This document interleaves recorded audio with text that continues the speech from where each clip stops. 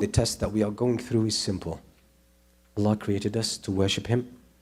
Allah created the dunya to be at our service so that we can worship Him. It gives us the utility and the tools that we can use to worship Allah subhanahu wa ta'ala. We should approach the dunya in this way. We should approach our family in this way. It's an opportunity to worship Allah.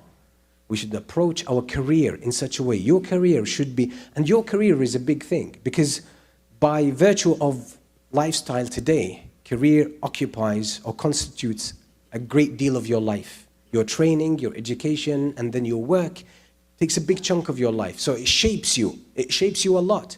So if you are able to find a good purpose for your career where it really serves, or it's part of your path to Allah subhanahu wa ta'ala, it serves a noble purpose that pleases Allah. So you don't work for the sake of provision for itself.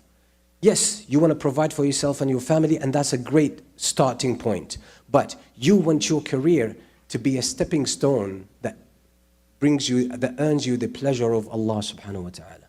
The same thing with your family, with your kids, with your wealth, and with everything. Look at everything in this life as tools that Allah made available, and always, think about ways I can use this to bring me closer to Allah. And if a red flag is raised about your heart being obsessed with the dunya and that you're seeking it for its own sake, that your self-value depends on your success or it depends on your wealth, then realize you have become a slave of the dunya. The Prophet ﷺ, this is why he said, this life is cursed, is deprived of Allah's mercy. And everything in it is deprived of Allah's mercy, except what is for Allah. So if you don't use this dunya for Allah, it becomes a curse. The Prophet ﷺ says, I don't fear poverty for you. Poverty cannot ruin your heart. If you are a sincere believer, poverty will be a test and it will bring you closer to Allah. It doesn't mean you choose poverty. It doesn't mean you choose to be poor.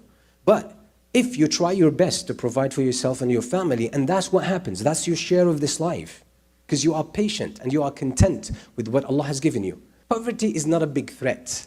But what I fear for you is that Allah opens the resources of this dunya for you. That Allah allows the dunya to give you all its blessings. What is the nature of humans when dunya opens up?